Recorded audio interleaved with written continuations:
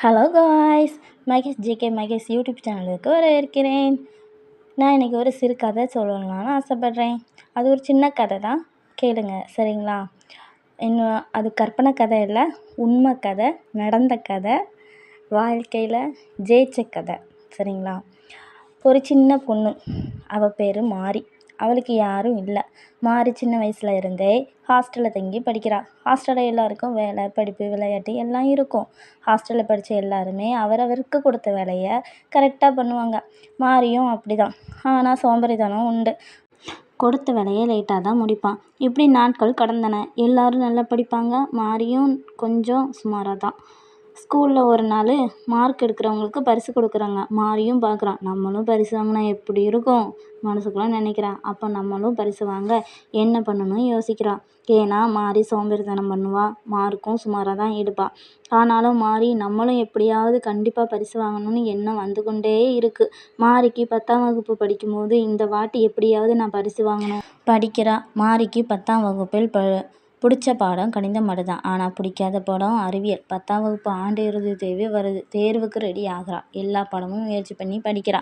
ஆனால் கணித பாடம் மட்டும் கண்முழிச்சு இருந்து கணக்கு போட்டு பார்த்துட்டு படிச்சுட்டு தேர்வும் எழுதுறா. எல்லா பாடமும் தேர்வு எழுதி முடிச்சுட்டு ஸ்கூலில் லீவு விடுறாங்க. ஹாஸ்டலில் லீவும் கொடுக்குறாங்க. மாறி சந்தோஷமாக இருக்கா. லீவுக்கு அவங்க சொந்தக்காரங்க வீட்டுக்கு போகிறா. லீவு நல்லா என்ஜாய் பண்ணுறா. நாட்கள் கடந்தன. ஒரு நாள் 10ஆம் வகுப்பு மார்க் ரிசல்ட்டு. அதில் மாறி எல்லா பாடத்திலையும் சுமாரான மார்க்கு தான்.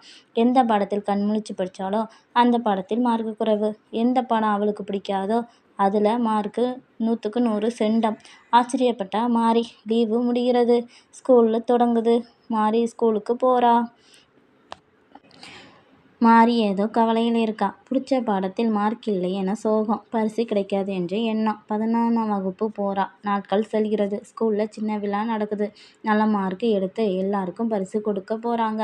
மாரி இன்னும் சோகத்தில் இருக்கா. நல்ல மார்க் எடுத்த பிள்ளைகள் பரிசு மேடையில் வாங்கிட்டு போகிறாங்க. மாரி நமக்கு கிடைக்காது.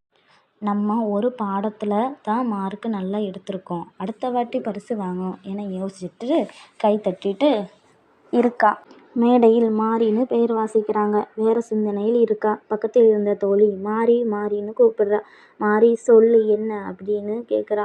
உன்னை கூப்பிடுறாங்க கேட்கலையா அப்படின்னு தோழி கேட்குறா. மாரி ஆச்சரியத்தோட என்னையாவா அப்படின்னு கேட்குறா. ஆமாடி உன்னை தான். மாரி முகம் மலர்ந்தது. உடனே துள்ளி குதித்து ஓடினாள்